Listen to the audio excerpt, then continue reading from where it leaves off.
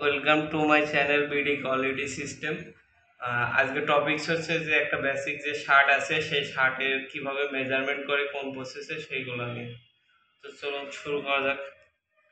প্রথমে হচ্ছে এটাকে কি বলে, ওয়েস্ট।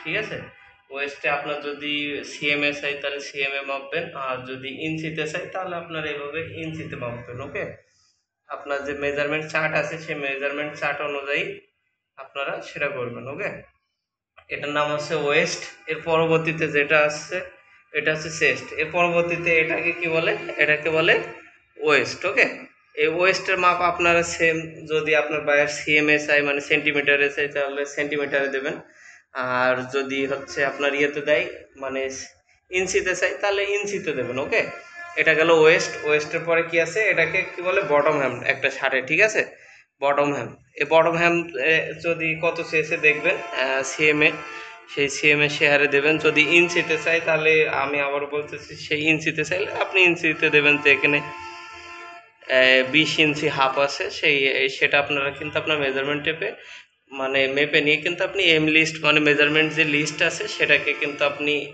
লিখবেন, প্লাস আছে না মাইনাস আছে। ওকে, তো এটাকে বলে হচ্ছে কলার। কলারের হাইট চাইতে পারে যে কলারের হাইট কত, তখন কিন্তু আপনারা এইভাবে মেজারমেন্ট করবেন। এটাকে বলে কলার। ওকে, কলার হাইট। আর এটাকে বলে হচ্ছে কলার ব্যান্ড। ওকে, কলার ব্যান্ডের হাইট চাইতে পারে, আপনারা তখন দেবেন যে কলার ব্যান্ডের হাইট এত।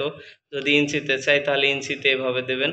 ওকে, এটা তো মেন লেভেল আপনারা জানেন। আর যদি বলে কলার পয়েন্ট কত, তখন এটাকে বলে কলার পয়েন্ট। ওকে, কলার পয়েন্ট মাপবেন কিভাবে, এইভাবে কলার পয়েন্ট। যদি ইঞ্চিতে চাই তাহলে এইভাবে মাপবেন।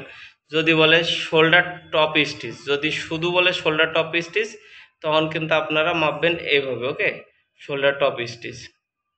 ক্লিয়ার? এর এর পরবর্তীতে যে জিনিসটা আছে সেই জিনিসটা হচ্ছে কি, চেস্ট। ওকে, আপনারা চেস্টটা এখানে বের করে নেবেন, বের করে নিয়ে এইভাবে চেস্ট মাপবেন। ওকে, চেস্ট এখানে দেখেন আছে কি, 2 × 2 = 4, 40, আর 3 আছে 6, তার মানে 46 এই ওয়েস মানে চেস্টটা। ওকে, যদি বলে স্লিভ লেন্থ কত, যদি স্লিভ লেন্থ মাপতে বলে তাহলে স্লিভ লেন্থটা ঠিক এভাবে ধরবেন। ধরার পরে এই যে শোল্ডার আছে মানে আর্মল টপ স্টিচের এখান থেকে নিয়ে এই পর্যন্ত মাপবেন। ঠিক আছে, এটাকে কি বলে স্লিভ লেন্থ। ওকে, আর এটাকে কি বলে, এটাকে আপনার আছে কাপ ওপেনিং বলে। ঠিক আছে, এটাকে কি বলে কাপ ওপেনিং। ওকে, আর এটা হচ্ছে কাপ হাইট, এটাকে কি বলে কাপ হাইট। ওকে, এই যে জিনিসগুলো গেল। এর পরবর্তীতে কি আছে দেখেন, এর পরবর্তীতে আছে শোল্ডার টু শোল্ডার। কি বলে এটাকে, শোল্ডার। যদি বলে শোল্ডার টু শোল্ডার কত, তাহলে আপনি তখন হচ্ছে দেবেন কি শোল্ডার টু শোল্ডার, এটা এইভাবে মাপবেন। ঠিক আছে, আর যদি ইঞ্চিতে চাই তাহলে আপনারা কিন্তু এইভাবে দেবেন। যদি বলে ব্যাক ইয়োক কত, মানে ব্যাক ইয়োক, ব্যাক ইয়োককে কিন্তু একটা শার্টের মাথার পার্ট বলা হয়, আপনারা জানেন। যদি চাই যে ব্যাক ইয়োক তাহলে কিন্তু আপনারা এটা দেবেন। ওকে, আর যদি ইঞ্চিতে চাই তাহলে ইঞ্চিতে দেবেন এইভাবে।